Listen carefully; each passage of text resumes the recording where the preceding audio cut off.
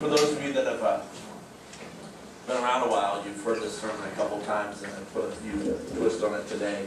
But it's very important as you jump out to try to worship God and walk with Him that this is one of the most important things that you remember. The enemy does not destroy us by coming to us with a sword. He does not destroy us by standing in front of us and roaring. And going, roar! I'm the devil and I'm going to kill you. Oh, no. The devil comes up alongside of us. Kenny, he comes up alongside of us as a beautiful woman. Women in the room, he comes up alongside of you as a handsome, sensitive, caring man. The devil, my wife's like, I knew you were the devil, Mike. Anyway. We get it. Anyway, he comes up alongside of you as what you desire in your flesh. He comes up alongside of you as a work of your flesh. A warm, fuzzy feeling, sensitive, loving experience in the flesh. And that's why it's so easy to fall for him if we are not in the Lord. That's why where we just spent the last few minutes was so important, is to get used to spending. There's a saying out there in the world of people who love to be with the Lord is, we want to get to a place where I can't go one day without being in the presence of God and feeling Him touch me. If you don't know what I'm talking about, I feel so sorry for you. God wants to touch you. He wants you to crawl up next to Him. And He wants to take away all the anxiety and the fear. He wants to take away all the needs. And He wants you to find yourself in Him. You must do that, or you will fall. In the world we live in, we don't have the self-righteousness as being systematically destroyed by God. God is turning over the self-righteous to the devil on purpose, by design. The Bible tells us that He will send strong delusion in the last days so that those who say they believe but do not believe will believe the Antichrist. In other words, those who want to go to heaven, those who want to be seen in the world as good people, good Christian people, those people who do not love the Lord more than themselves and their life and their experience, God is going to make sure those people go to hell. Did you know that?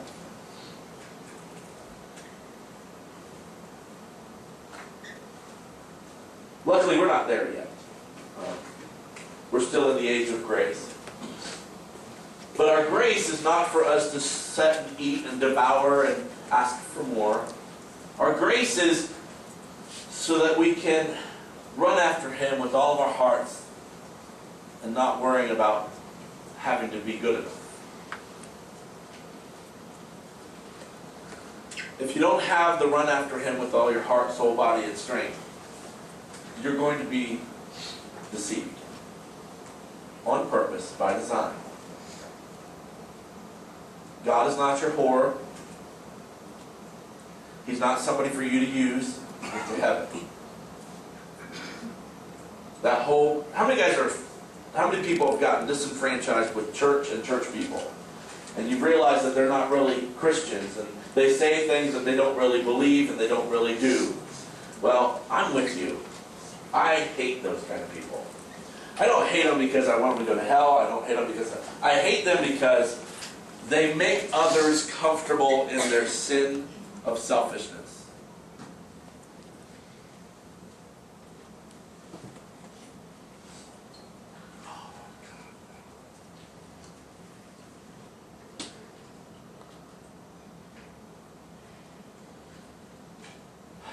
Last night, we had a person who, one of our young adult leaders, were ministering to a teenager here And they were trying to convince them that, at the age of 14 or 15, you don't need to chase after the opposite sex. That you just need to be with God and develop your relationship with God. And they really were trying to minister to that young person, and they're really trying to help them understand that they need to focus on their relationship with God. They don't need somebody on their arm or somebody chasing after them in order to feel important and valuable. And if they do not develop this now, it will destroy their lives for the next 10 to 15 years. Let me tell you, this person didn't probably tell this young person this. I'm going to tell you. For the next 10 to 15 years, it will destroy your life, and you will seek after the love and the acceptance of others rather than a relationship with God. And 10 to 15 years later, maybe children and heartache and pain and suffering later, you will come to that realization and you'll be so frustrated with yourself. And even worse, you'll remember this day. Amen. Can anybody testify to that experience in your life? Well, now I'll ask you, raise your hand high. Okay, I'm not stupid. I know what I'm talking about. And here's what the scary part was. Those Christians that say they're Christians but really don't. This young person went off and talked to another teenager.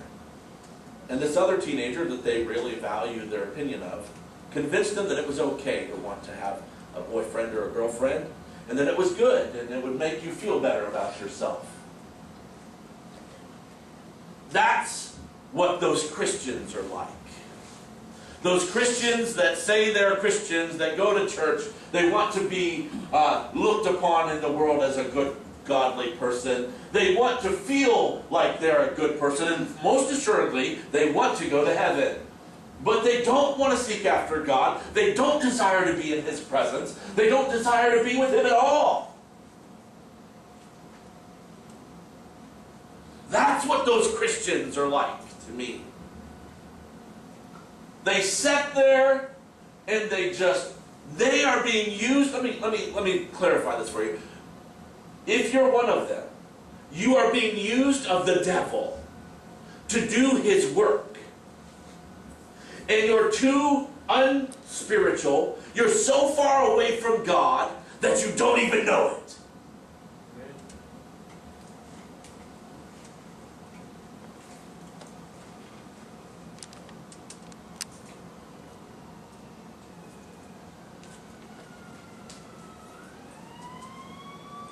An hour or so later, that youth leader went back to talk to that person, and that person said, "Oh, no, I think I'm going to be able to get hooked up with so-and-so."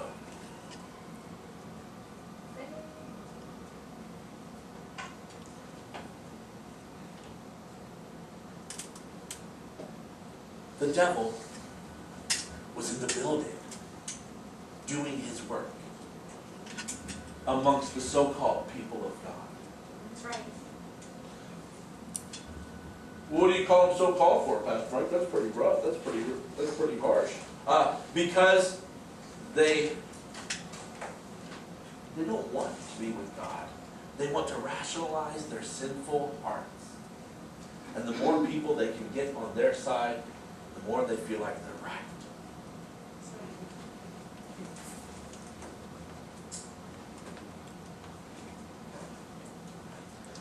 So I say all that because my sermon today is called Grace for All. Applying grace to ourselves and others. Now, this doesn't apply to those people who call themselves Christians but aren't. You don't need to be applying any grace anywhere other than you repenting of your deceitful, wicked heart and laying your cares and your wants and your desires at the feet of the cross. That's the only grace. How many of you guys realize that the only prayer that God hears from a sinner is the prayer of repentance? You can pray till Jesus comes back.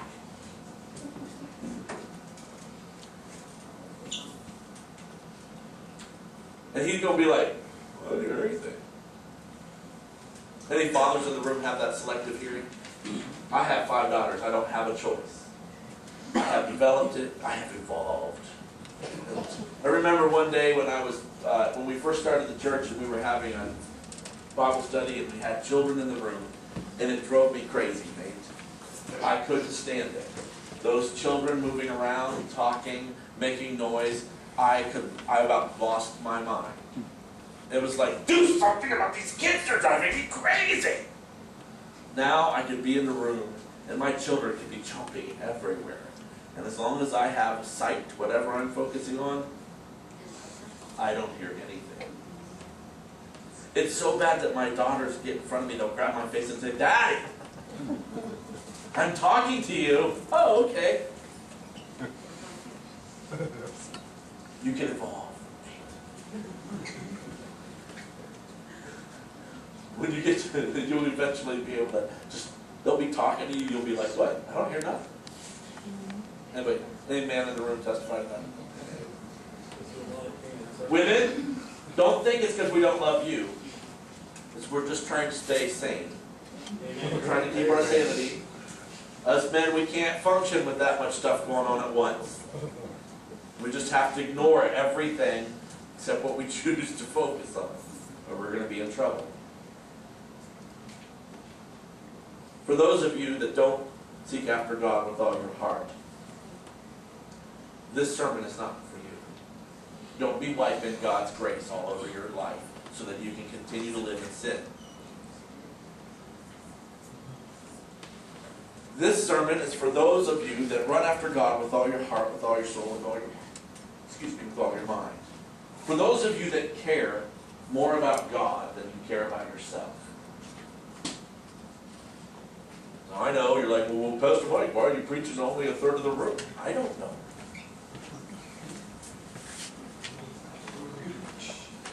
Where's my drummer when I need him? I'm going to try to go through this. Some of this is just to set you up with Scripture, so I'm just going to go through it. I'll be blunt with you. Let's go to the next slide, Tom. Taming the tongue, who can? This is a passage that I use to describe this because how many of you guys realize that you can't keep your mouth shut and you can't keep from saying things you shouldn't say, even though it don't matter how spiritual you get, your tongue proves to you that you need Jesus. We all stumble in many ways, James says. If anyone is never at fault in what he says, he is a perfect man, able to keep the whole body in check. How many of us are perfect? Nobody.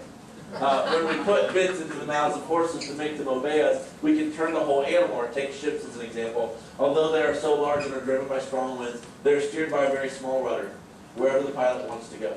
Likewise, the tongue is a small part of the body, but it makes great boast. Consider what a great force to set afire by a small spark. The tongue also is a fire, a worm of evil among the parts of the body. It corrupts the whole person, sets the whole course of his life on fire, and itself set on fire by hell. All kinds of animals, birds, reptiles, and creatures of the sea are being tamed and have been tamed by man. But no man can tame the tongue. It is a restless evil full of deadly poison. With the tongue we praise our Lord and Father, and with it we curse men who have been made in God's likeness. Out of the same mouths come praise and cursing. My brothers, this should not be. Can both fresh water and salt water flow from the same spring? My brothers, can a fig tree bear olives, or a grapevine bear figs? Neither can a salt spring produce fresh water. And I'm going to point out to you self-righteousness and religiousness right here. For years I've been taught this, and I've listened to people preach on this passage. And they focus on this right here. They focus, let's turn this on. Maybe. Okay. They focus on this right here. These last couple of verses. And the reason they focus on it is because they use it to condemn people. Have you ever heard that? When you say something, when you say you love Christ, and then you go and you praise God with one mouth, and then the next minute you're cursing other people, they're like, see, you're not a real Christian. Or see, you, okay? And what's so stupid about that is the Bible verse says that's what you do. So for us to say, well, you're not Christian enough yet, Duh, James says this is how we are.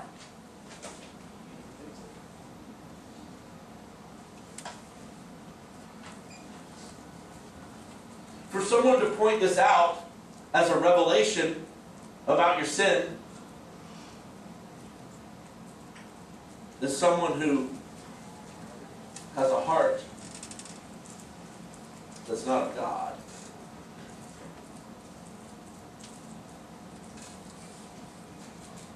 So think about it. Who in here has complete control of their tongue and they don't ever say anything that's wrong? I've never met anybody, ever.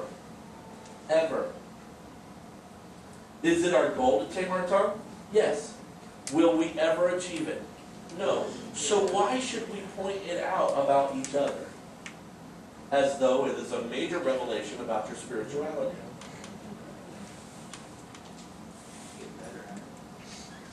You get better at it, but the moment you think you're good at it, what happens? You completely prove to yourself you're not. God has created us with members in our body that will propel us to hell or turn us toward Him for fear of being drugged, kicking, and screaming to hell.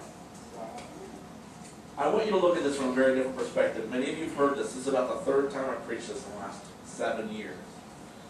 This right here. God has created us with members in our body that will propel us to hell or turn us toward Him for fear of being drugged, kicking, and screaming to hell. We think when we give our lives to Christ, Christ completely changes us and we no longer live in sin. Wrong. That's not, God gets way more glory the other way. What's the other way, Pastor Mike?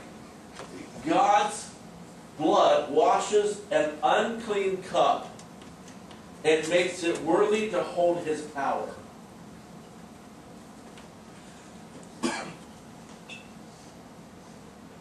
Listen to what I'm saying. God's Son Christ washes an unclean vessel and makes it worthy to hold His glory.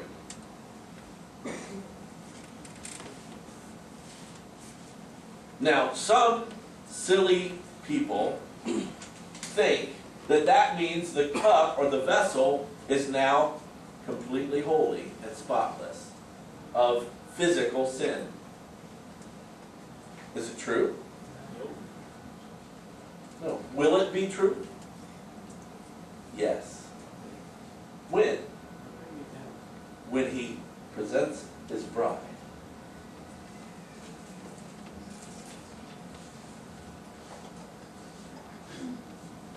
So what state are we in now?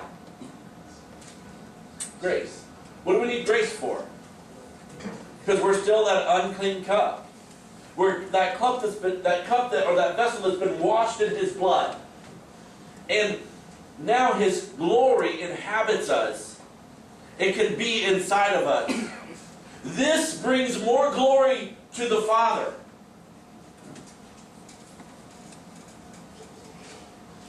I'll introduce something to you that's my sick and twisted little world of God and the devil and how they interact with each other.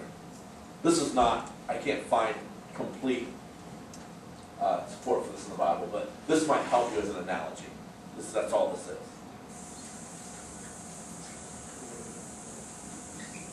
I want you to imagine God sitting there saying to Himself, how can I teach Satan a lesson?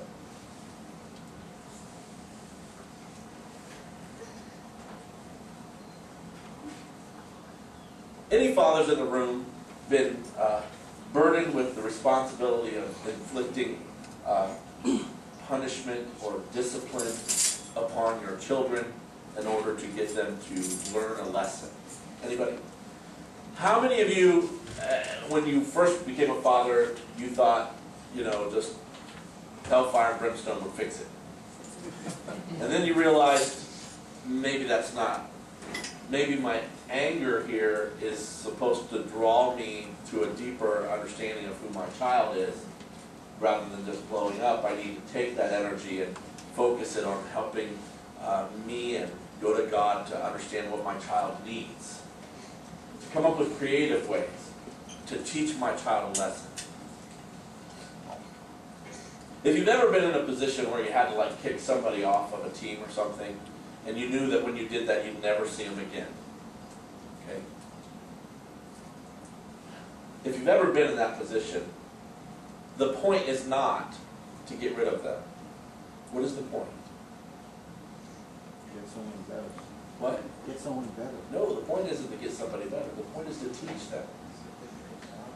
The point is to teach that person. It's not to keep my team good. If it is to get somebody better, then you're just using people. The point is, and God isn't that kind of guy. The point is to teach them. And even if you come to the conclusion that they have to go, you'll go out of your way to explain to them, to show them, so that the next time they get on a team, even if it's not yours, they'll come to an understanding that they can't be like that anymore. You know what I'm talking about? Anybody? Am I just... Okay. God is in the process of disciplining Satan. You guys realize that, right? You don't realize that? Have you ever read Revelation? What happens at the end of Revelation? Satan gets kicked off the team.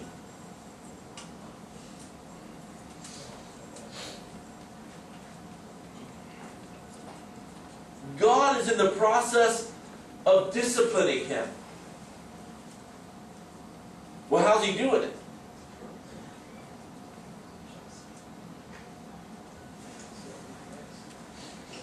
He has to sit and look at us, lesser beings, full of sin, who have repented, and we now have the glory of God manifested in our lives like he once did. Not only is that happening, but we're doing it on Satan's turf. The same turf he swindled to get. So God plopped us right down, set Satan up, and now Satan thinks he's the prince of the earth, the ruler of the earth, right? The Bible calls Satan the ruler of the earth. Did you know that? God plops us down right in the middle of Satan's kingdom.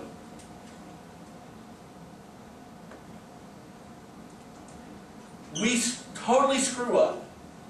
Totally prove to ourselves, to Satan, and to God that we are completely not worthy of anything but destruction. Satan's sitting there going, and God goes, watch this. If you'll only believe, I'll restore you.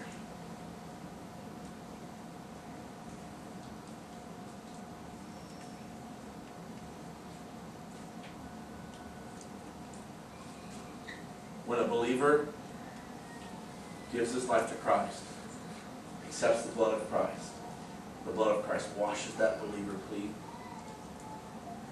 and God manifests his glory in their life right in the presence of the devil in his kingdom.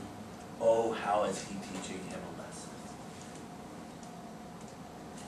Oh, how is God teaching Satan a lesson? That's why it's so important for you and me to give him the glory, to worship him, to bask in his presence right on this earth.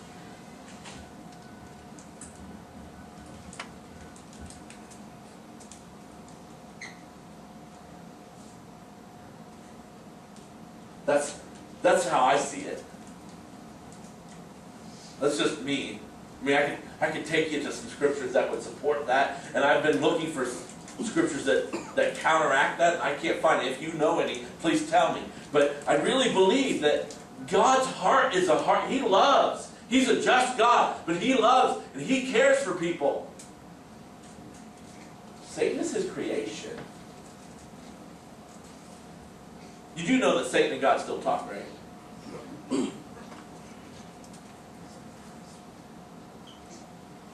One of my greatest supporting things is God and Satan when it came to Job. God said to Satan, consider my servant Job. Why don't you try him?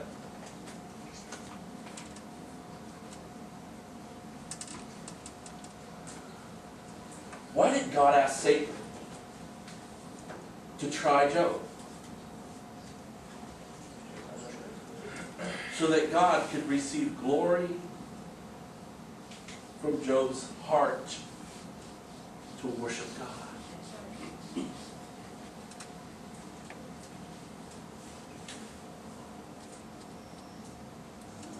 See, we like to think that this is about us. That God created the heavens and the earth for me and you. And He put us here to give us dominion because we're so special and valuable to Him. Well, we are special and valuable to Him, but I think we're just what God is using to discipline Satan.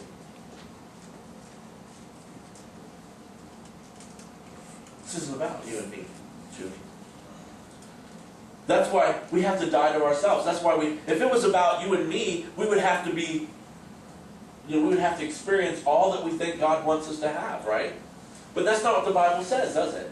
Jesus says, unless you're willing to fall to the ground and die, you cannot live.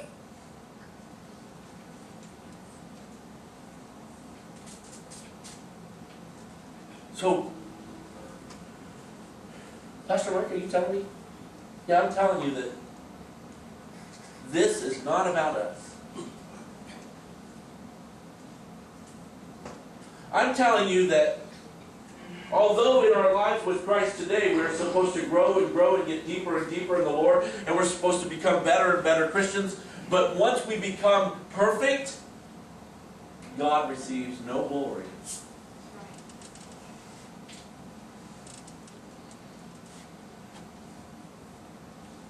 That's why He takes us home.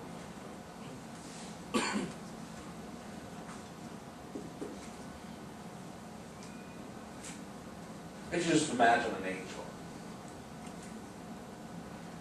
Can you just imagine an angel standing there watching us flop around like idiots? And then God pours out His glory in us, and they're like, really? I mean, me and my selfish carnal mind's like, really, God? Really?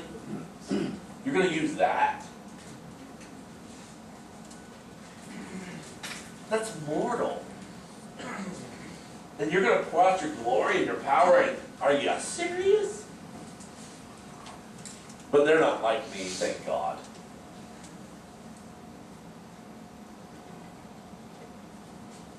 They're like, isn't God's glory awesome? Look, He can pour out His glory even in that vessel. Here's the problem.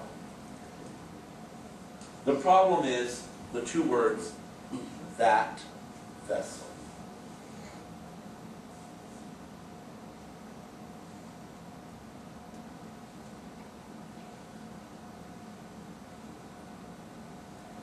Today you're going to find out that until you get comfortable living in grace, you're going to hell.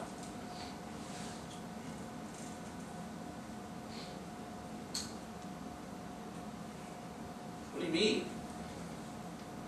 God receives glory when we screw up. Paul even says it.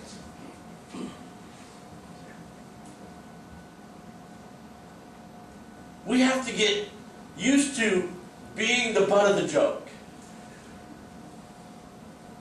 If you can't be the butt of the joke, you are filled with pride. And at any moment the devil can come by and go, and you're done. You're toast. It doesn't matter how awesome you think you are with God. It doesn't matter how much you pray, how much you fast, or anything. If you can't be the butt of the joke, you are toast, and the devil is just waiting for the moment to screw you over. That's right. Jim, have you watched this happen in people's lives? Anybody else? Tom, have you watched it? In the greenhouse. In the greenhouse, we watch it over and over again. Mike? Mike knows it's happening to him. Don't you? When it's happening, he's like, oh my gosh, oh my gosh. And we're like, Mike, stop, stop.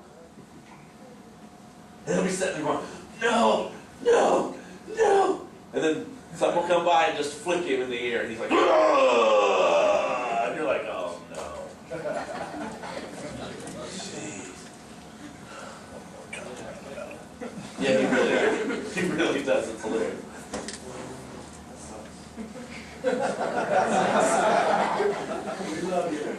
Mike, I don't recommend watching yourself on video. I've been doing that, and it's like, oh, why do I even stand up there and preach? Taming the tongue. God has created us with members in our body that will propel us to hell or turn us toward Him. He has done it by design.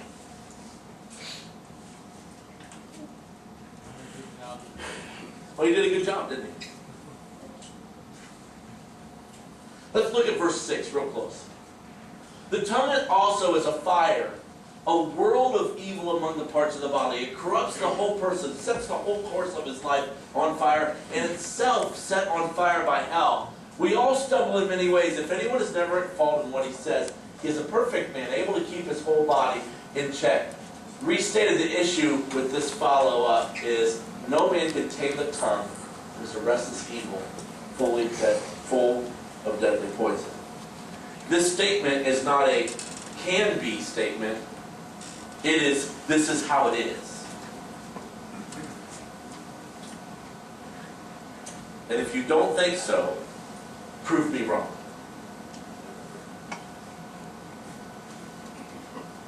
Once sin was invited into us, by us, this is a can-be. It is an absolute statement. God didn't create us that way. But once sin was invited into us, we are that way.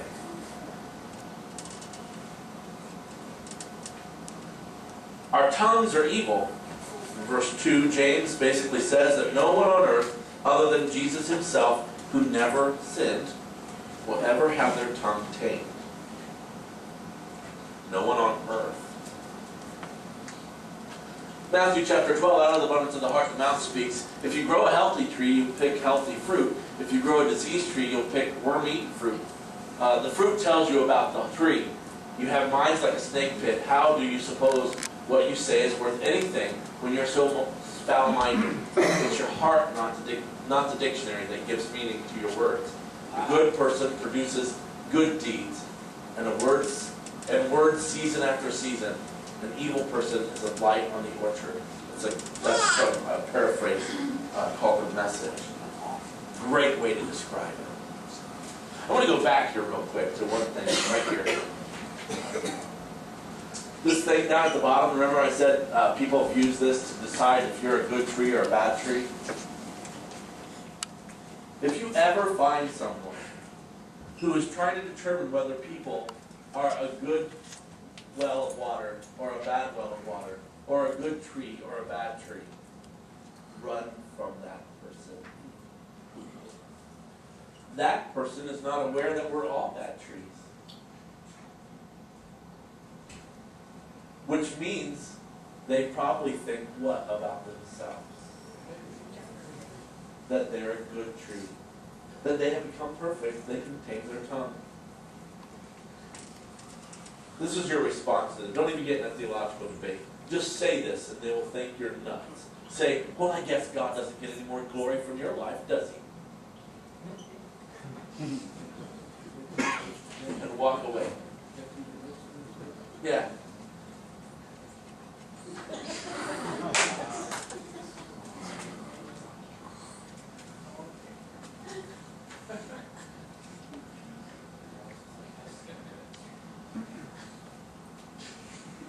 Having fun today. Jeremiah chapter 17, the heart is hopefully dark and deceitful, a puzzle that no one can figure out. But I, God, search the heart and examine the mind. I get to the heart of the human. I get to the root of things. I treat them as they really are, not as they pretend to be. So our tongue is evil. It will damn us to hell. So what's the use, you might say? Why would God allow something like that to be in me if he loves me? Have you ever sat there and cried because you are a certain way? And you're wondering why God allowed you to be that way? Tom and I are like, yeah, why am I so fat? God, why are you letting me be so fat? This evil that is in me can be used for God's good. How? It will force me to be continually surrendered to God. It will constantly remind me that I need to be surrendered to Him. Yes, Paul talks about his thorns, his flesh. Why didn't God take it? Because if anybody could have been prideful, it would have been Paul. He said it.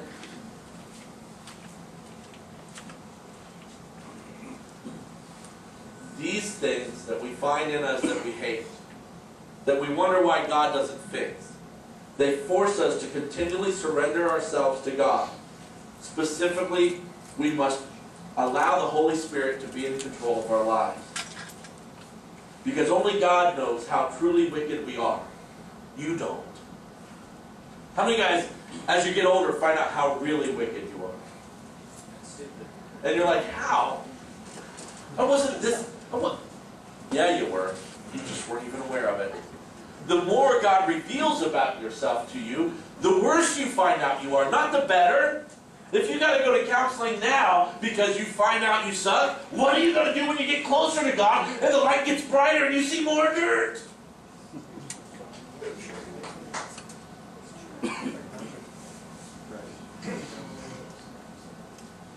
Oh, yes, I did.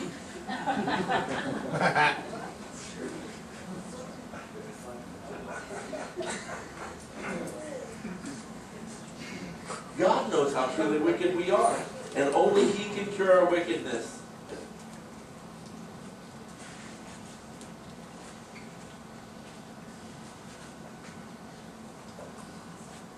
Galatians chapter... Oh wait, go back. Sorry, that's the same Bible verse. I get confused. We read this last week. Cursed is the strong... This is from the Message, though. Cursed is the strong one who depends on mere humans, who thinks he can make it on muscle alone and sets God aside as dead weight. He is like a tumbleweed on the prairie, out of touch with the good earth. He lives rootless and aimless in a land where nothing grows. But blessed is the man who trusts in God, the woman who sticks with God. They're like trees replanted in Eden, putting down roots near the rivers. Never a worry through the hottest of summers, never dropping a leaf, serene and calm through droughts, bearing fresh fruit every season. No matter what.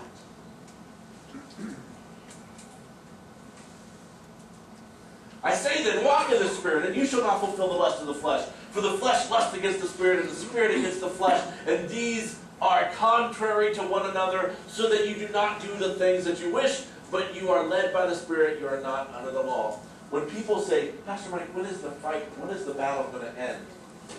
When Jesus comes back. Until then, your flesh will war against the Spirit. Period. You have no choice. It's going to be a fight you fight forever. You should learn how to live in grace. If you don't, you're going to be really, really frustrated. Worst part is you're not going to bring God any glory. You're going to be constantly fighting something that you weren't made to win.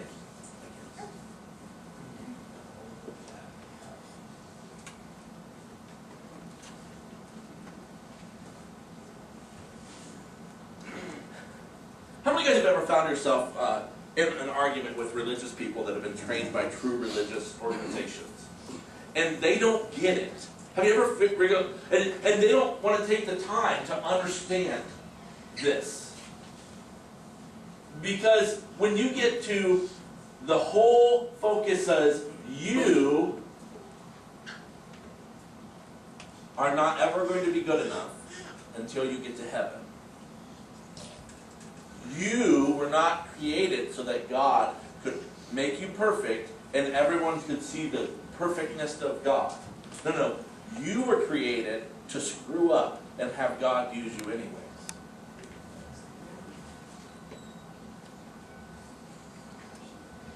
You go back to the history of the church and do a study of the church.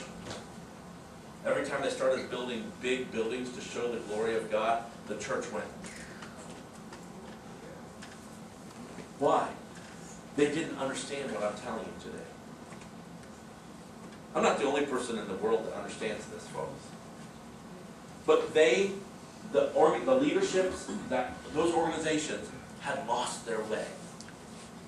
They began to think that God was setting them up to be His perfect, glorified church on earth. No. We have the glory of God because Jesus Christ forgave us. And it gets more glory out of it because His glory is manifest in something that doesn't deserve it.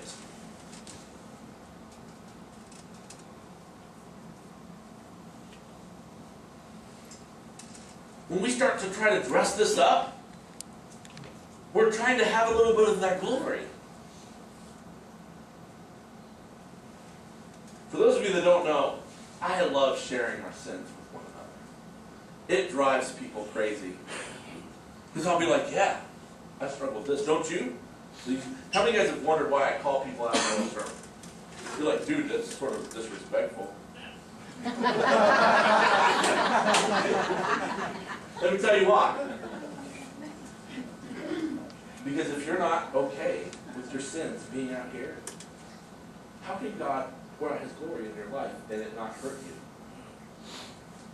You might think it has something to do with you.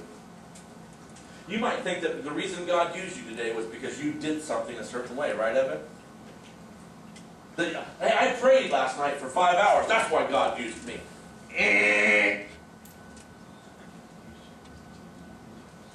Yeah, He used you because He chose to. That's why He used you.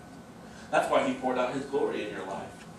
Well, is there some things that I could do to make myself more perceptive to God using me? Yeah. You know what it is? Think lesser and lesser of yourself. And find yourself in His presence. That's it. Well, what do you mean by that? Give me a list. No, I can't give you a list. Sorry, Evan. No list. Because you would, as soon as you got the list done, you'd be like, right? That's not how God works. So our tongue and other flesh problems can only be controlled when we completely yield our life to the Spirit of God. So what stops us from yielding our life to the Spirit of God? Pride, ignorance. They're not ignorant anymore, so now you're in trouble. Unwillingness, well, that's all you. Fear. You don't have to worry about it. God's in control. He'll have your back. Lack of faith, that's all you. What's your problem? Like Paul says in the Scriptures, oh my goodness. Tom, can you help me out here? Like Paul says in the Scriptures, I do the things I don't want to do and I don't do the things I want to do. What can we do to fix these problems? We overcoming these things don't happen by brute force. It happens through surrender. We don't earn our blessings, we simply receive blessings. Otherwise, it's not a blessing. It's not about me. It's not about my ability. It's about my availability. I know that's a cliche. When people attack my flesh, my mind says, get your armor on and fight. Or sometimes my flesh piles on and says, that's right, man, look, you suck, you're miserable.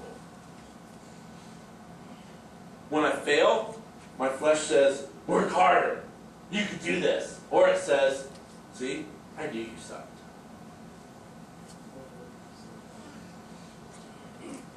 Anybody know what I'm talking about? Hey, whose fight is it? Who is supposed to win?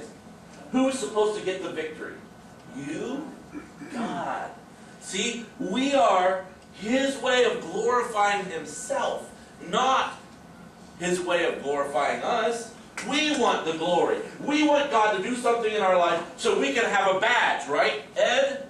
So somebody will bring us up and say, nice job. Mike, I wasn't saying nice job to you afterwards. I was trying to encourage you because I saw the sense of complete exasperation and failure upon your face, and I wanted to be encouraging.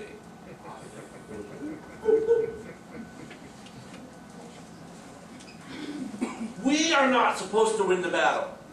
The last couple weeks I've been talking about doing this. Because it's not our battle to win. It is God's battle. 1 Samuel chapter 17, and everyone gathered here will learn that God doesn't say by means of sword or spear. The battle belongs to God. He's handling it. He's handing you to us on a platter. Matthew 11, walk with me and work with me. Watch how I do it. Learn the unforced rhythms of grace, and I won't lay anything heavy or ill-fitting on you. Keep company with me, and you'll learn to live free and light.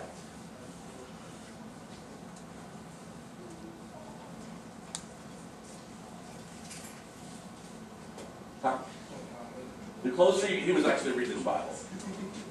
The closer you get to God's purposes and plans for your life, the greater this battle becomes. It doesn't get easier. This is one of the things that supports my thoughts on why we're here. If why we were here was so that we would become awesome and perfect, the closer we get to God, the more perfect we would become, the easier this would be, right? Except that's not what happens. Anybody know what I'm talking about? The closer you get to God, the more every stupid little thing gets to you.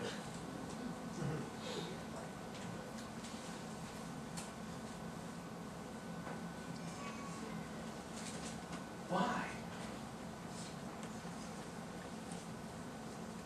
Because the more glory God can bring to himself through your life.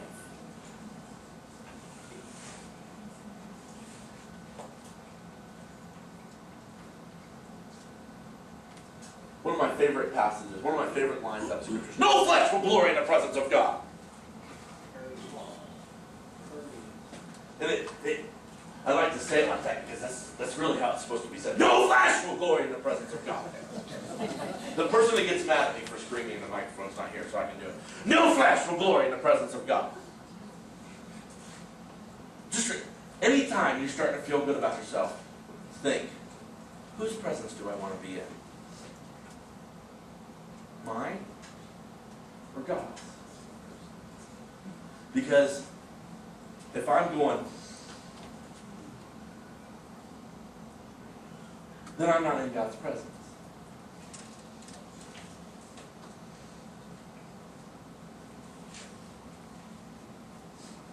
Think about that. That's impossible for me to be. How many of you think you're going to stand before God and go, see all the things I did, God? When he hands you your crown, you're going to be like, yeah. And he's going to go, well, I think I made a mistake. No, he doesn't make mistakes.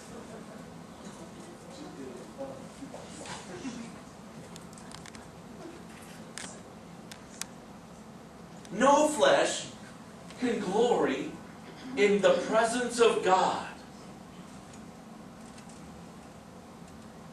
Whose idol was put in the front of the Ark of the Covenant? I don't remember. This isn't in my sermon.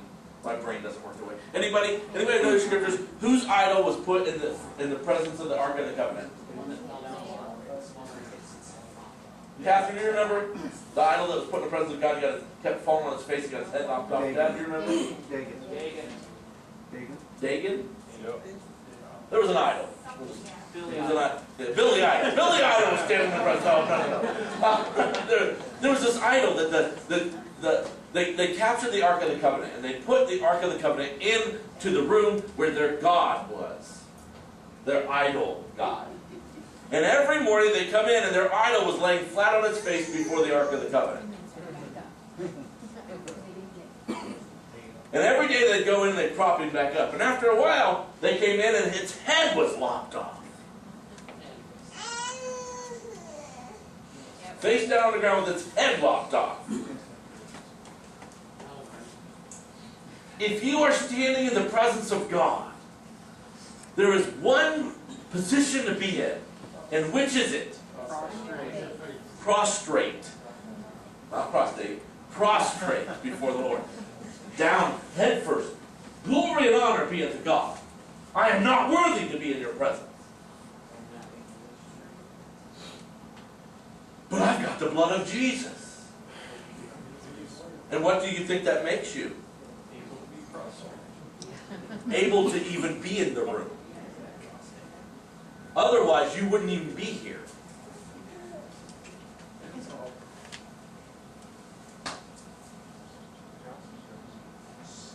This is so important. You guys are like, well, what are you banging on this? It is so important that we understand our position in relationship to the God that we say we worship. Because if we don't, and we think we can do this in His presence, and we think we are doing this in His presence, it's not the capital G God you're standing in front of. And you don't even know it.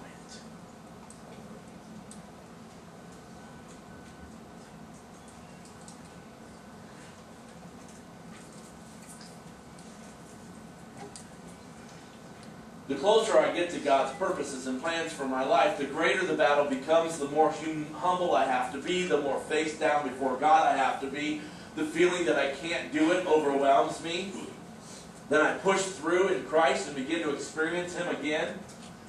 Then I want to stand up, get up and go, God used me today.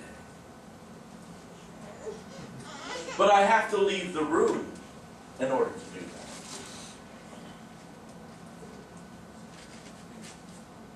Do you know how many times I've been into services? Now, I've been doing worship for a long time. You know how many times I've led service and you can just feel the presence of God there? And someone would take the microphone and immediately you could see the presence of God leave the room immediately.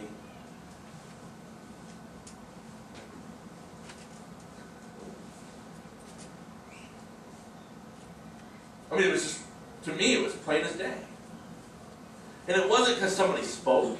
Oh, no, no. It was because the heart of the one who was speaking was, isn't God good, brothers and sisters? Especially in this wonderful house of God that we've prepared for Him.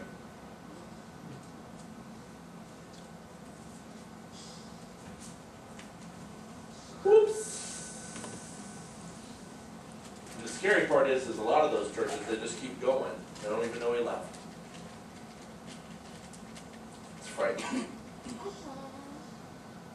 Then I want to take control, or I want to take responsibility for the good things that have happened. Anybody want to take responsibility for the good and none of the bad?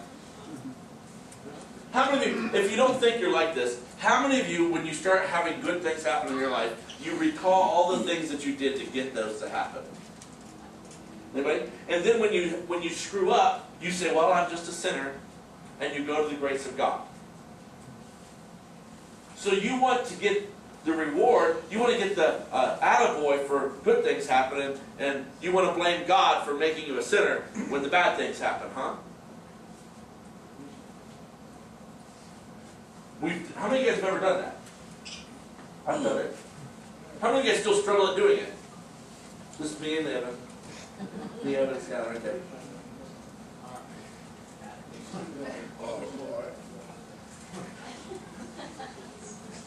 Knowing and remembering it is God's battle and His victory is the key to remaining with Him. That you are just there. Oh, dude, this is awesome. That's your job. When God says, now run to the other side and throw your sword at the devil, and you're like,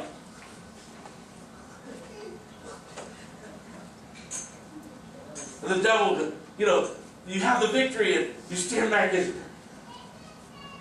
someone, you run out there, you throw the sword, and you're like,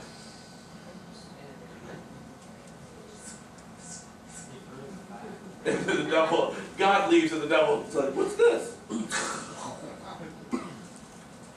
There's passages in the Bible, even Jesus. You guys remember the time He went to cast out the demons, and they got left naked, embarrassed? Mike's like, dude, that happened to me 2 weeks ago.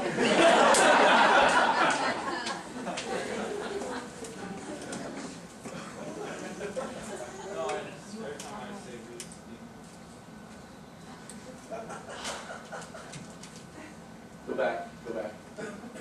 There. How does this relate to healing? And how does this relate to walking in grace and experiencing all that God has for us? I get the faults and the failures, but what's the point of living a life where I just suck? Bringing glory and honor to God. Remember, your job, you're created to bring glory and honor to God, not to be special. You are special to God in the way He wants you to be special. And if you'll find your place in Him, you'll find a place that you don't even know, you couldn't imagine existing. It'll be so beautiful, so wonderful, so precious. It'll blow your mind. Next slide, Tom. Jesus came into Jerusalem on a donkey. The church in the world was looking for a warrior of a king, not a martyr.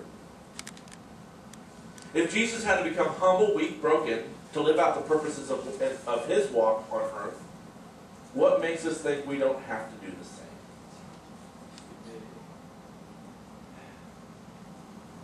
But Blow Radio tells me that God wants to make me more than a conqueror.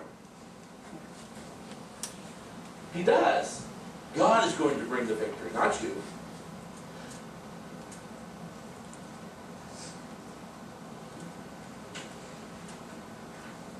It's not about you. Next slide. The pain and the brokenness can be used and will be used to show the glory of God. Your failures and inabilities are God's opportunities to show His goodness and glory to the world and, in my little sick, twisted world, to Satan.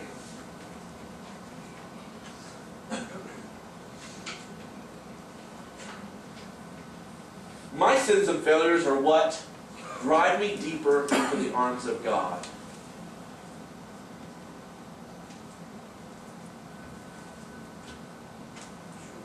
I want you to think about this. What is your response to your failure?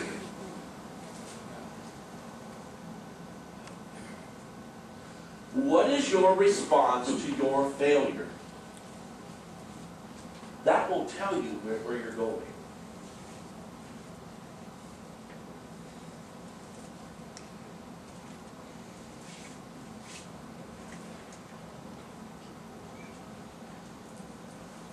If my sins and failures don't drive me deeper into the arms of God, then it was about me and not about God. Grace is getting what we don't deserve. More formally, it's unmerited favor. In 1 Peter chapter 1, grace and peace be yours in abundance, for you are receiving the goal of your faith, the salvation of your souls. Concerning the salvation of the prophets who spoke of the grace that was come to you, searched intently and with the greatest care. When I came to understand that He loves me, just the same if I limp to Him with a bloody knee or run to Him with perfect health. He even doesn't care all that much if I fell out of the tree because of my own stupidity. He loves me, and He heals me. And in the process of doing so, He brings glory to Himself. Once this settles into your heart and mind, your relationship with Him becomes very, very exciting. It's hard we have a lot of young people in this church, it's hard for young people to give up their hopes and dreams and give them to God. Because you've never had hopes and dreams before. You weren't allowed. Anybody know what I'm talking about? Remember, as a teenager, you chased after hopes and dreams that you thought were yours, and mom and dad stopped you immediately? Yeah. And now you're a young person, and you can do whatever you want to do, man!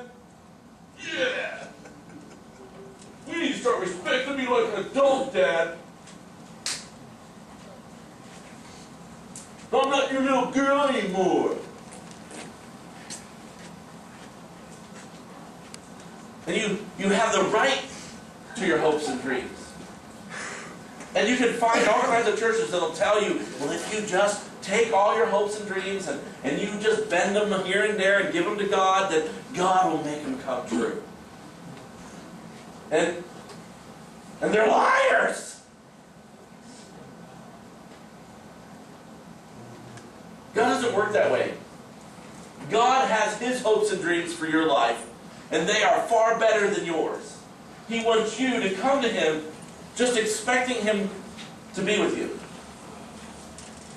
and accept whatever He gives you. And you'll have an awesome life. If you don't, you'll come to that understanding sooner or later, but through a lot of pain and suffering. Just like when you were a kid.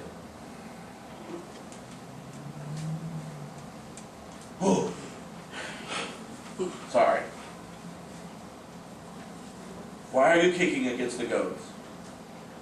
If I took a spear, a big long spear with a pinhole point that came out and flanged out like this big, and it was about that long, and I took it and held it like this at you, would you kick it? Mike has proven time and time again he would kick it. Yes, and then he's like, my foot's stuck on it. Then God receives the glory for delivering you. But this is what we do when we say, I want my life.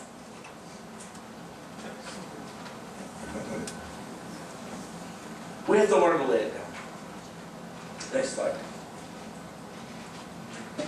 Genesis chapter 4, 4 and 5.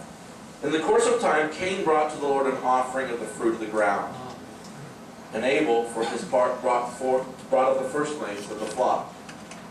And the Lord had regard for Abel and his offering.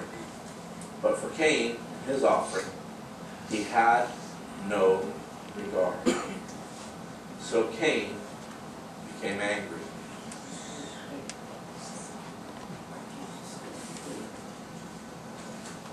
Folks, it wasn't until maybe 10 years ago that I came to the understanding of what the deal was with Cain and Abel, and why God received one offering and not the other. Cain worked hard. When I was a kid, I used to think that Cain was a non-believer and Abel was a Christian. No, both of them were Christians. Both of them believe in the blessing of the Father. Both of them desire the blessing of the Father. Both of them set out to receive the blessing of the Father. One does it one way, the other does it another way. Which one did it the hardest way? Cain. Cain had to work harder for his opportunity for his blessing. What did Abel do? This right here, if you simplify what Abel did, will blow your mind. What did Abel do? Abel simply gave back to God what God, the portion that God deserved back of what God had already given him.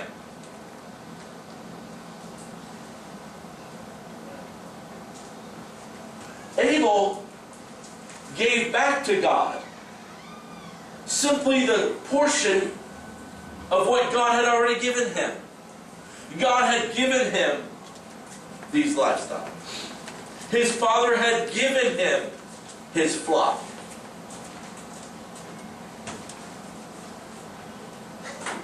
All Abel had to do is go pick the portion of the flock that belonged to his father and give it back to him. That's all he had to do.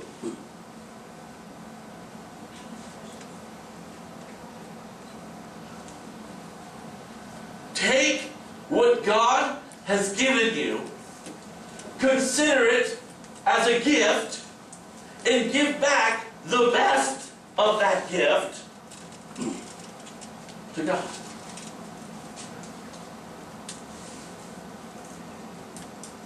What did Cain do?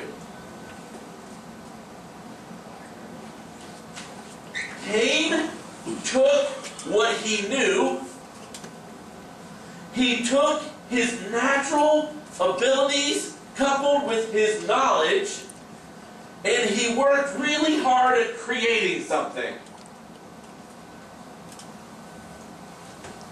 Then he took what he created and took the best of what he created and gave it to his father.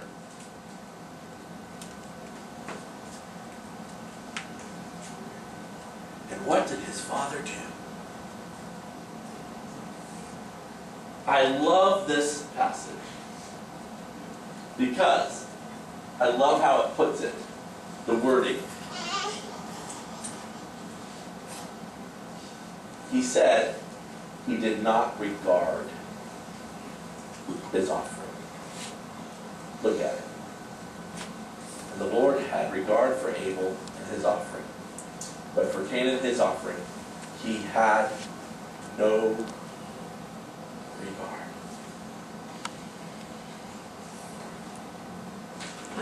Let me give you a little snapshot of what that looks like. Some of you were in the room when this happened. My little, at the time she was 5 years old, she's still 5, I think she was this year. Allison came to me and she drew me a picture.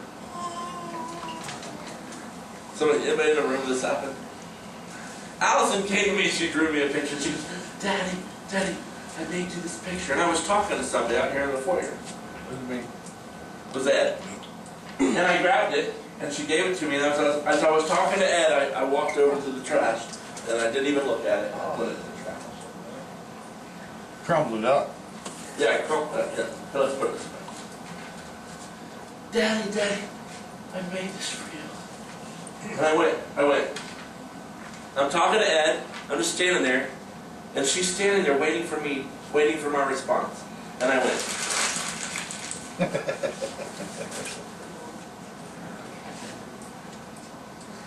That's no regard.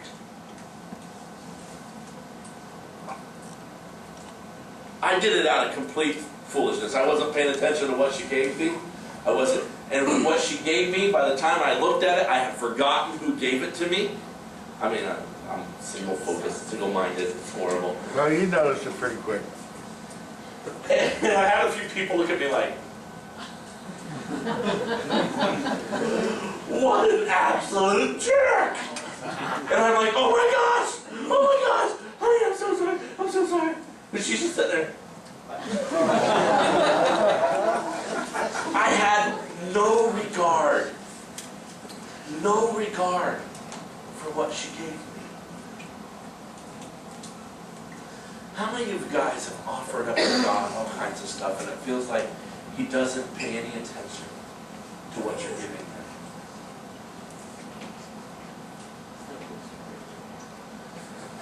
Well, He told you He wasn't going to. He only wants what belongs to Him from what He gave you. He doesn't want you to create something special for Him.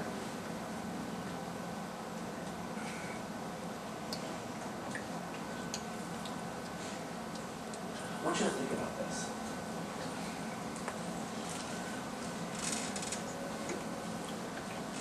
This is huge.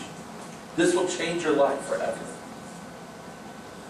If you want to have a right relationship with God, if you want to go from glory to glory to glory in His presence and experience all that He has for you, I'm not saying that your circumstances will be awesome forever.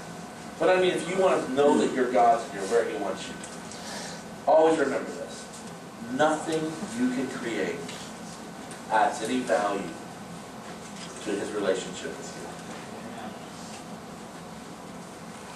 you. You're like, well, there's a good side of that. That means nothing you screw up hurts your relationship with Him. It's called grace.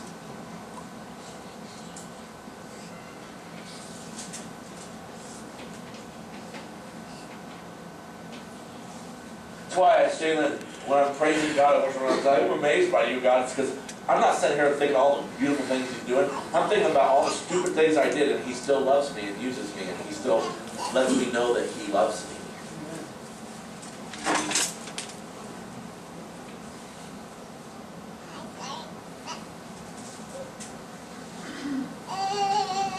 something special when you walk into the presence of God and you bow before Him and you begin to praise Him, and He reaches down and grabs you by the shoulder. Just come here.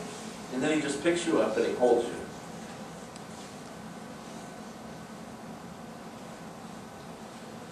In our church society today, we walk into the presence of God like this. Pick me up! Ah!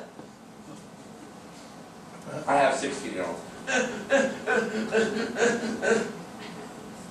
Anybody have little kids? You know what I'm talking about? That's how we do it in our walk with God. We stand in His presence doing this.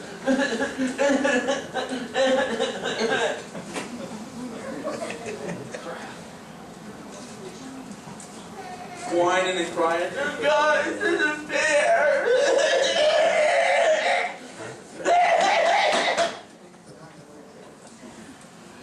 But where'd you do that last night, babe? No, not last night.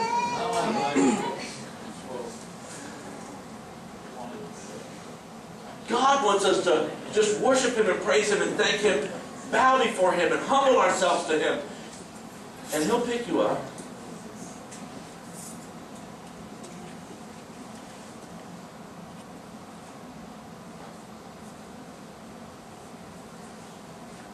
Abel brought a blood sacrifice foreshadowing the grace that was to come through Christ Jesus. Cain brought a sacrifice of his own works.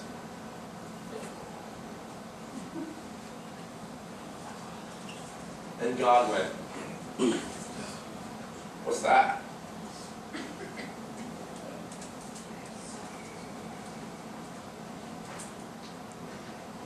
God accepted Abel's sacrifice and not Cain's. Come, we got. Next slide. God accepted Abel's sacrifice and not Cain's. Was Cain trying to please God? Yes, his approach was his error. His inability to receive correction for his error indeed found sin crouching at his door. Let's go a little deeper here. Not only are you only supposed to give God the praise and glory that He already gives you, but when He doesn't accept your works, your response determines if you become consumed in your sin.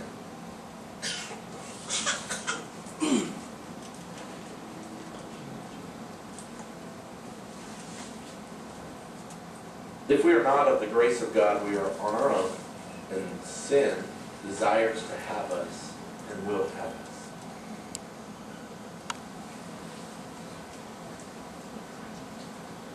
Grace versus the law. Galatians chapter 4, 23 and 29. For it is written that Abraham had two sons, one by the slave woman and the other by the free woman. His son by the slave woman was born in the ordinary way, but his son by the free woman was born as a result of a promise. These things may be taken figuratively. The women represent two covenants. At that time, the son born in the ordinary way persecuted the son born by the power of the Spirit. It is still the same.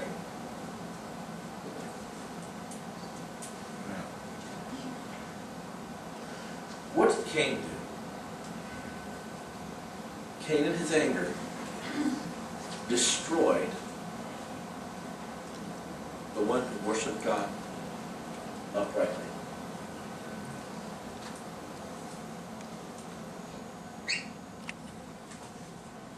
Abraham's sons, the one that was born out of the work of Abraham, persecuted and still does today the one that was born by the promise, power of God.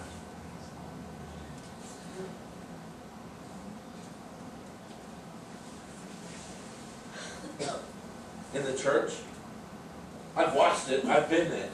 Someone who gets up and does what God has called them to do under the unction of the power of God gets persecuted by the ones who are doing their works by effort and knowledge. Happens every time, doesn't it, Catherine? Yes. Doesn't it, Dad? Every time!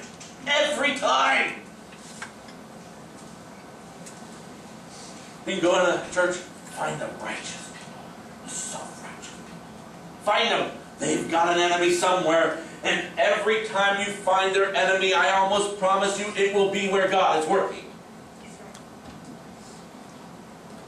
The righteous, the man-righteous people in the church, their enemy is almost always the people that God is using.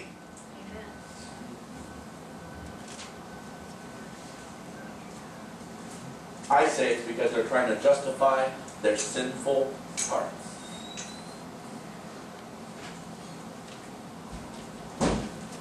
Have you ever noticed, as soon as they find a fault in that one that God is using, they discount everything God is doing? And why? Because they don't understand that God can't use a clean cup. He did one time. His name was Christ.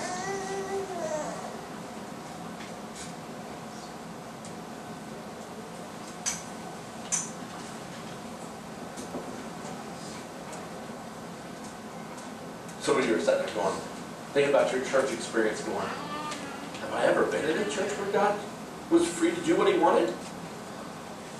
If you can't think of one, don't feel bad about yourself. Most of us can't either.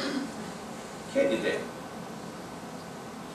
We value the works of man. We value self-importance. We value knowledge of the Word of God. We value all this stuff that in reality doesn't mean anything to God.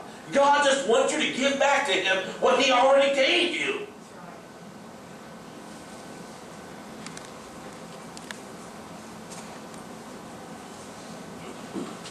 My next slide, you're going to work with me here, Tom. Here we are, works of the grace and works of flesh. Works of grace. Works of grace, when you think about grace for all, you think about the fact that God gave me what He wants me to give back to Him. The only thing I have to do is be willing to give it back. And then I just have to give it to Him. That's all I have to do. I want you to think about this. If I looked at you and said, in order to be the most awesome Christian, one of the most awesome Christians that ever walked the face of the earth, all you have to do is figure out what God gave you and give back to Him whatever He asked for. You'd be like, well, I could do that. And if you do this, you will experience God and His righteousness and His power and His awesomeness in so many amazing ways. Your emotional state will completely be transformed. You will not have to worry about depression and fear and anger and anxiety. You won't have to worry about it. You will be at peace inside. It'll be absolutely amazing. You'll look at me and go, I could do that. Because it's so easy. And it is. It's not complicated at all.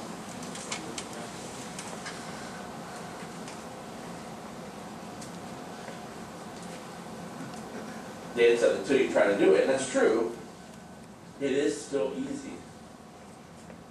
If you have the mindset that I have nothing of value to offer God at all, I'm never going to have anything to offer Him except what He gave me. There's nothing I can do. Nothing. I'm never going to add something to what He gave me and say, look, God, never. You have to be completely okay with you.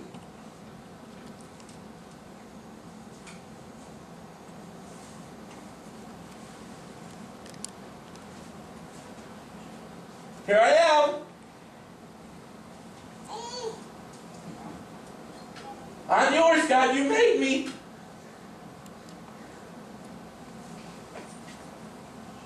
You're like, well, do we have to change? You'll change. Trust me, you'll change. Oh, how you'll change. You'll find things that get in your way of giving God back to Him what He deserves. And you'll have to be forced to decide to get rid of those things or keep them. If you keep them, you're not going to give back to Him.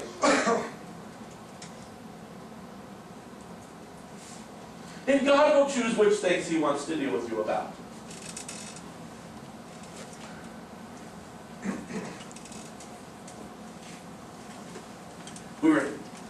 first time I heard that song, well, we've been singing this song, Lord, I'm Amazed, for years here.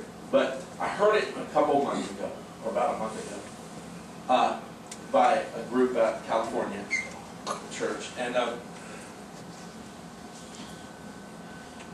the worship leader just, the power of God was falling into place. And one of the worship leaders, they team up as worship leaders. And one of the worship leaders is on the floor just crying. And he's sitting there, and he's just sort of playing his guitar, and they're playing, and they're worshiping God. And he just says, I love the King, and the King loves me. And I'll never forget hearing it, because I was just sitting there going, the first time I heard it, I'm sitting in a room, and I have, my living room is like a theater, literally. There's a couch on this side, a couch on this side, and a chair over here, and in the middle there's a stage. And that's how my children see it. And Daddy sits here, and they get up on the stage, and they perform. I mean, my wife, it's so common, my wife's like, Daddy's in the living room, and the little girls come in there. She goes and makes dinner, and I'm sitting there, and they're out there performing, right, Beth? And they love it. Watch this, Daddy. What? Watch, Daddy.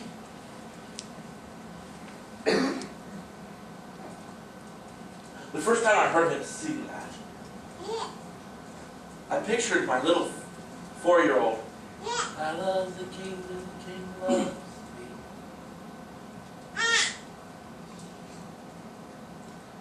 That's all I need. Daddy, what do you want me to do?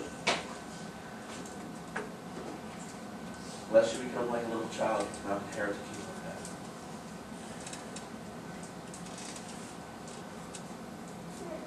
Daddy! Daddy, look!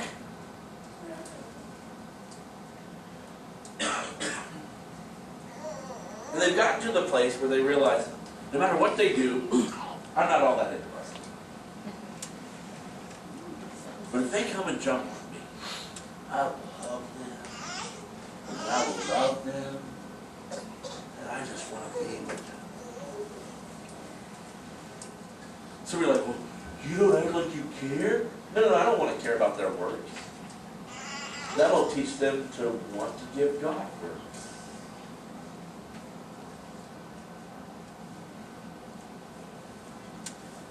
If I love them more because they do something great, I'm teaching them that what they do affects my love for them.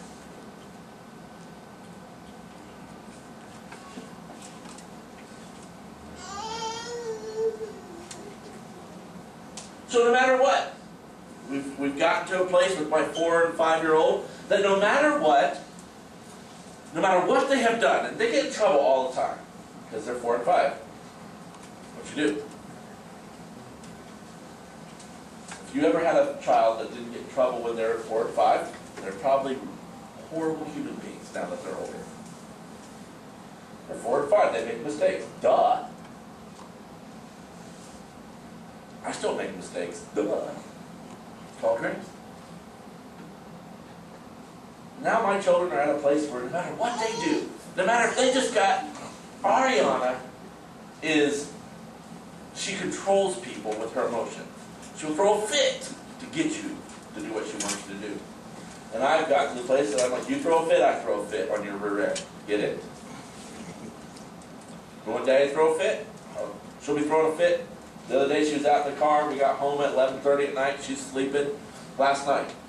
She's out there in the car and everybody just walks away and leaves her because she's throwing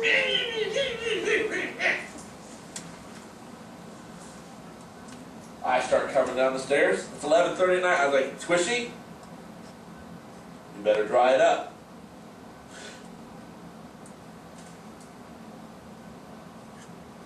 It don't matter. When Daddy sits down, they get up on that stage and they jump. What do they jump for? Me. I catch them. I shove all the pillows on them. I squish them. I love the King and the King loves me.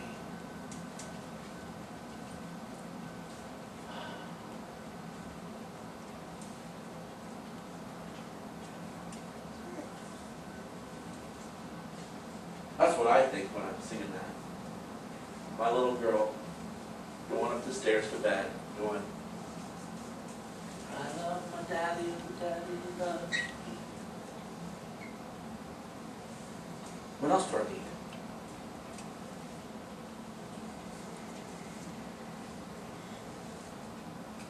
So here's where you at. You're trying to impress me on the stage of the living room. You're trying to impress God. God's sitting there and you're there trying to impress Him. You're trying to show Him how awesome you are. It's called works of flesh. You're trying to do all the religious things.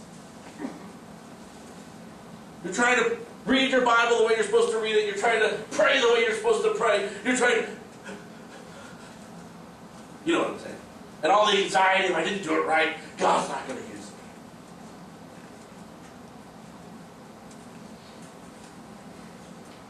You're living in the works of flesh.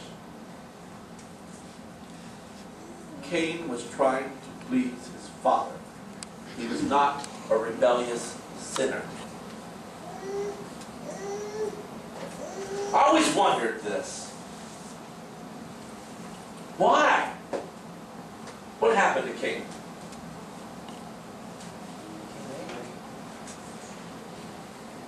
Why would he do that?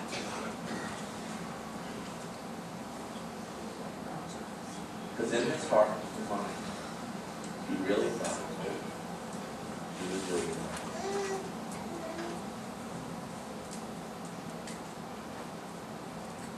He really did.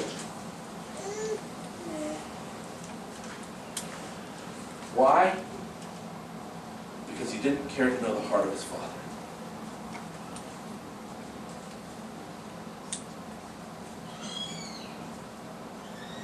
He wanted to be important more than he cared about the heart of his Father. This is so important, folks.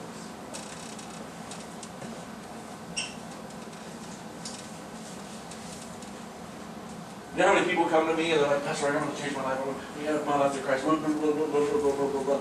And the first thing that happens is failure. And that's by design. God's like, see how he does when he fails. Does his passion for me change? 99% of the time the answer is yes. Because you do not understand grace.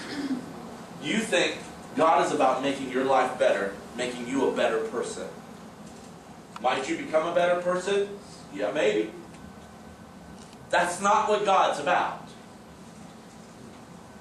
God is about having you snuggle him on the couch, jump off the stage of the living room, and jump into his arms.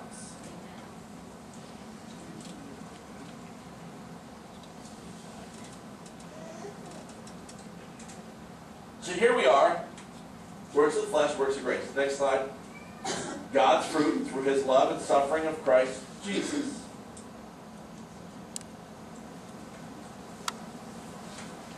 God's fruit, works of grace. Over here, man's fruit through the suffering and application of the law.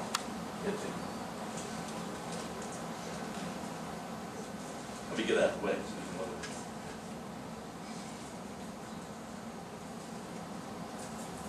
Which one are you choosing?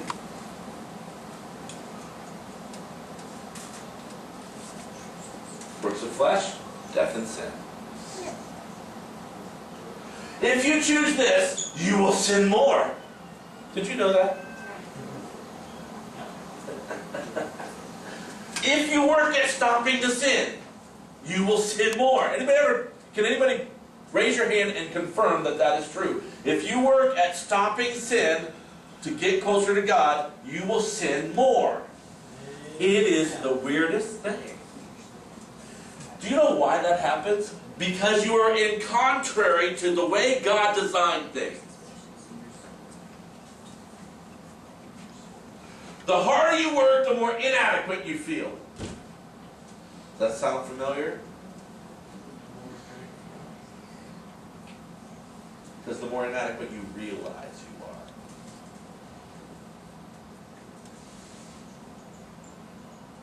What if we do this? Found it.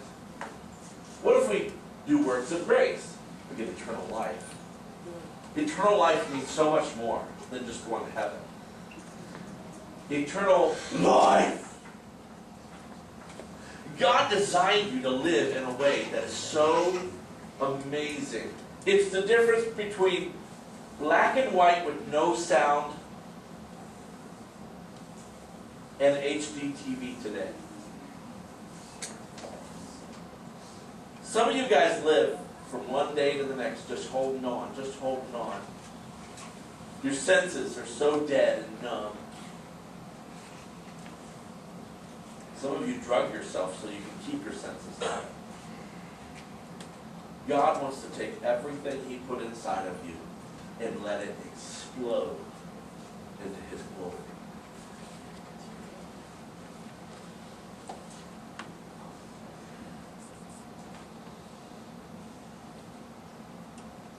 Serious.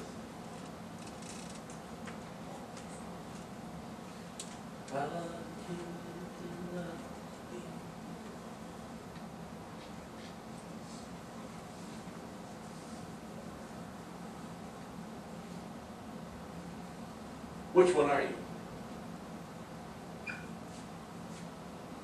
Go, next one. Stop. Now go back. Go to the next one. Oh, go back. Sorry. Go to the next one. Which one are you? Now hit the next one. Now go back. Now hit back. Keep going back and forth. Back and forth. No. Yeah. Which one? One more. Done. One more. There you go. Now back. Now forward. Now back. This is what we do, isn't it? We go over here to works of flesh, keep going, just keep doing it forever and ever. We go over here to works of flesh, and we work really hard at getting better. We work really hard at getting better, right? And we realize how much we suck and we can never be better, and we go over here, and we live in the works of grace. And we experience God, and we experience God a little, Mike, this is you. And you experience God, and you experience God a little bit more, and you experience God a little bit more, and then God starts putting your life back together. No, you're not the only one in church. But God starts putting our life back together. And the moment He starts putting our life back together, what do? We take ownership. We start making decisions.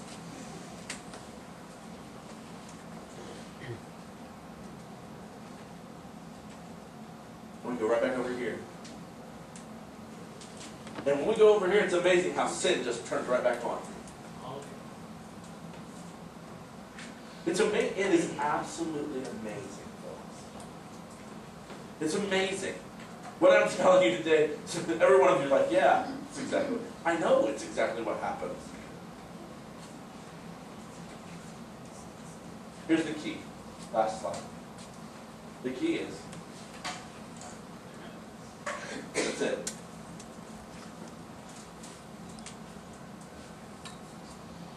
Squishy, my antagonistic one. No, Daddy, I do it. That's what you're all doing. That's what we all do. No, I'll do it. I'll show you.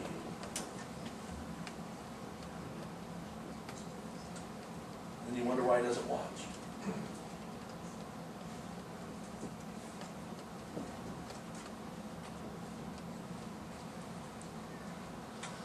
You don't want to say, I love the King and the King loves me.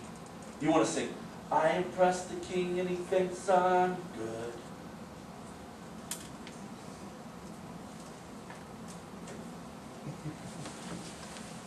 The difference.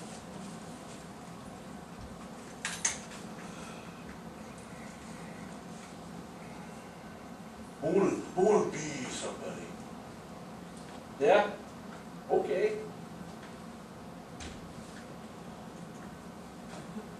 I don't want to be anything. I just want to be with God. whatever he makes me, as long as he made me that, I'm okay with it.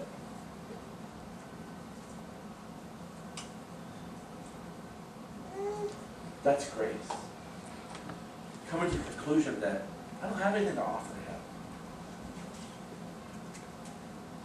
But me. Let's pray. Father, I thank you for your word today, your truth. Transformed our life. I know it has. You are awesome.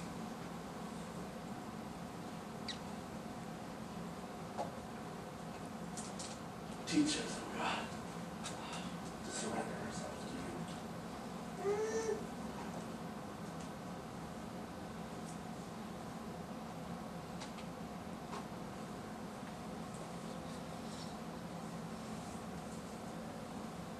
I have a word for some of you, somebody in the room. I don't normally do this, but I'm going to do it today.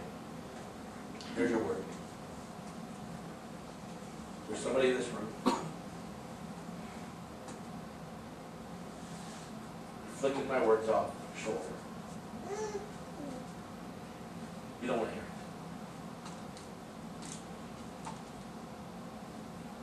it. In the last 10 years, God has used me consistently to give this sermon to people, whether it's from the pulpit or it's personally in their lives. I have looked at men and women and looked at them in the eye and said, if you don't submit yourself to God, you can't do this. And every time they're trying to be somebody, I have watched grown, I have looked at them and said, if you do this, this is going to happen, this is going to happen, and this is going to happen. And I have watched within a matter of months, God completely systematically destroyed their lives to the point of being incarcerated for a long time. Do not shrug this message off today.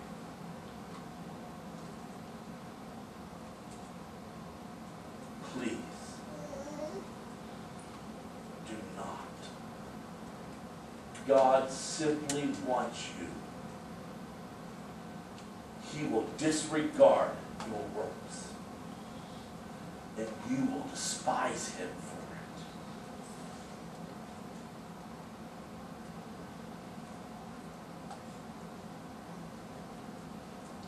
Lord, thank you. Thank you for loving us. Thank you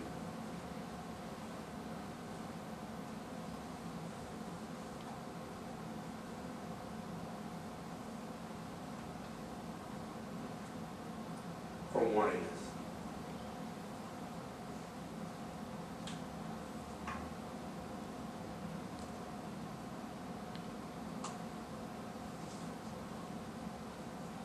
It was so bad one time, I got to share this with you.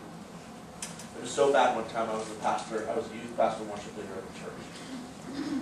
I'm not speaking ill of anybody. It's very important. Listen to me very closely. God was moving in that church in supernatural ways. It was amazing. And there was a group of people that wanted God to work this way. What God was doing was not validating them. It wasn't validating their efforts, their works. And I felt bad for the pastor because I've been there since this has happened. I've actually been there personally.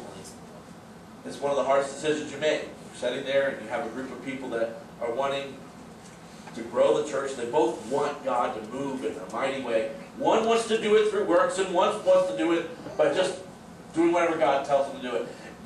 And God starts to work. And this group points out problems with this group because they see God working. I will never forget, I sat down with that man, the pastor of that church. I had just finished preaching a sermon on Sunday evening.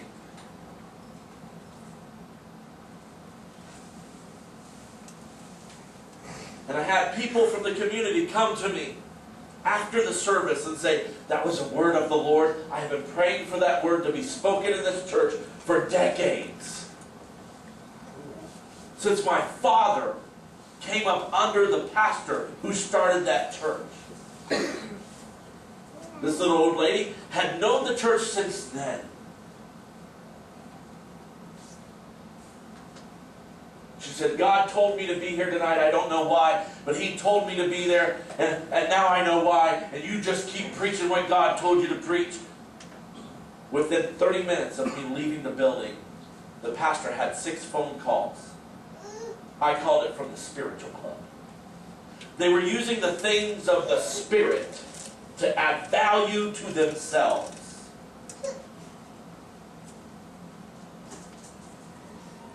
They were mad. Pastor called me and I said, did I preach something that was unscriptural? No. Did I preach something with the wrong heart? No. I said, what's wrong? He said, there are other things we need to worry about. Folks, he literally said, there are other things that we have to worry about as well. I said to him, why? If we're doing what God wants us to do, if we're obeying, I said, do you believe I did what God wanted me to do? He goes, yes. I felt the presence of God. I knew that God was working through you tonight. I said, okay, what is wrong? Have you ever had this argument in your mind, in your heart?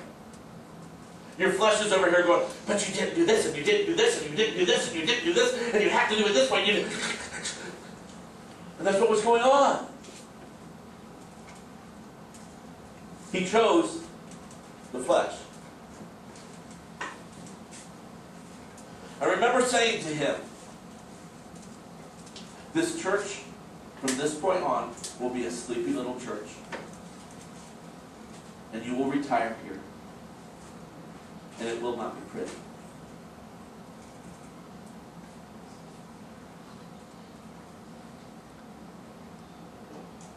That's exactly what happened. The church just kept shrinking and shrinking and shrinking. He lost his mind, literally. He's in a nursing home today. He doesn't understand anything.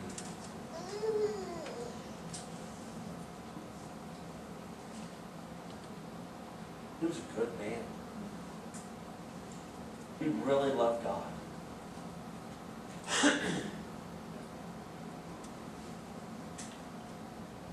I'm not throwing stones. We need to remember, you have to obey God. Give Him what He gave you. If you're angry all the time, give Him your anger. Well, how do I do that? Learn how to play the drums. You think I'm joking? Folks, one of my most awesome places to be, God has made me one of the most passionate people you're ever going to meet, and I'm not joking. One of my favorite places to be is worshiping God. Period. Because I can be as passionate as I want. If you have a passion problem, then you're a worshiper. You just haven't figured it out yet.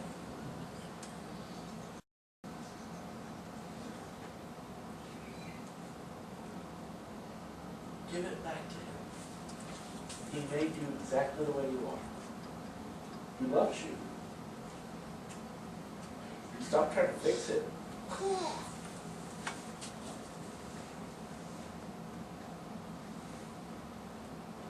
Please heed my warning today. Surrender.